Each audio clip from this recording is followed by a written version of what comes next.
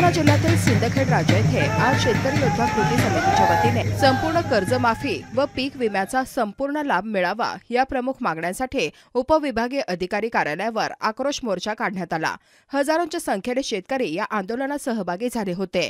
सरकारने निवडणुकीपूर्वी संपूर्ण कर्जमाफीचे आश्वासन दिले होते, मात्र अद्याप ते पूर्ण झालेले नाही। त्यातच सततच्या नापिकीमुळे पीक विम्याचाही योग्य लाभ मिळत नसल्याने शेतकरी आर्थिक संकटात सापडले आहेत। मोर्चाचे नेतृत्व बालाजी सोसे, दिलीप चौधरी व ज्ञानेश्वर खरात यांनी केले। त्यांनी प्रशासनाला ठणकावून सांगितले की आता आश्वासन नव्हे, निर्णय हवा। शेतकऱ्यांनी 1 जून पर्यंतचा अल्टिमेटम देत स्पष्ट इशारा दिला की जर निर्णय झाला नाही तर मुंबईत महाआंदोलन छेडण्यात येईल। या आंदोलनात दिलेले निवेदन प्रशासनाकडे सादर करण्यात आले।